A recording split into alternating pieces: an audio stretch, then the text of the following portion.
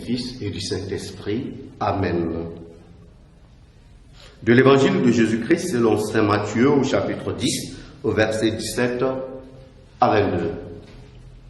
En ce temps-là, Jésus disait à ses disciples, « Méfiez-vous des hommes, ils vous livreront aux tribunaux et vous flagelleront dans leurs synagogues. Vous serez conduits devant des gouverneurs et des rois à cause de moi. Il y aura là un témoignage pour eux et pour les païens. Quand on vous livrera, ne vous inquiétez pas de savoir ce que vous direz ni comment vous le direz. Ce que vous aurez à dire vous sera donné à cette heure-là. Car ce n'est pas vous qui parlerez, c'est l'Esprit de votre Père qui parlera en vous. Le frère livrera son frère à la mort et le père son enfant. Les enfants se dresseront contre leurs parents et les feront mettre à mort.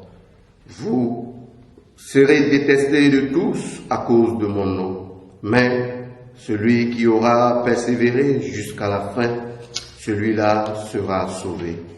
Acclamons la parole de Dieu. Louange à toi, Seigneur. Bien-aimés dans le Seigneur, aujourd'hui, 26 décembre, nous faisons mémoire de Saint Étienne, premier martyr de l'Église naissante. Et chacun de nous pourrait trouver cela paradoxal que nous puissions commémorer un martyr alors qu'il y a à peine 24 heures, nous nous réjouissons de Dieu qui se fait proche de nous, de Dieu qui se fait l'un de l'autre. Eh bien, la fête d'aujourd'hui de Saint Étienne vient nous rappeler que être disciple du Christ comporte des exigences. Être chrétien exige un certain nombre d'actes. Pour dire simplement, être chrétien, c'est être des témoins. Témoins, justement, qui est à la racine, pour ne pas dire l'étymologie du mot martyr. Chacun de nous est invité à être témoin du Christ.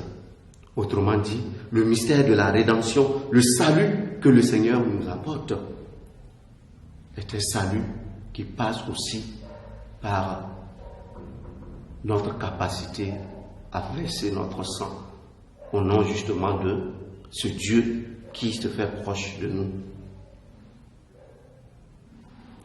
Dire de verser son sang, ce n'est pas évident, mais il ne s'agit pas seulement de verser son sang comme Étienne, mais chaque jour que le Seigneur nous donne, nous avons le devoir et l'obligation en tant que chrétiens de vivre en cohérence avec la foi que nous professons. Voilà comment nous avons à être des témoins. Être des témoins exige de chacun de nous de vivre en Jésus-Christ. Et vivre en Jésus-Christ, c'est être capable de prendre parti pour la justice, c'est être capable de prendre parti pour le faible, pour l'opprimé, pour la veuve.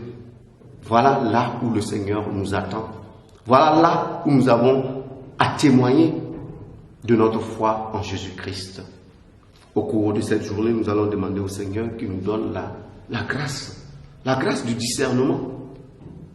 Ce discernement qui nous aide à vivre avec radicalité notre attachement au Christ. Loué soit Jésus-Christ.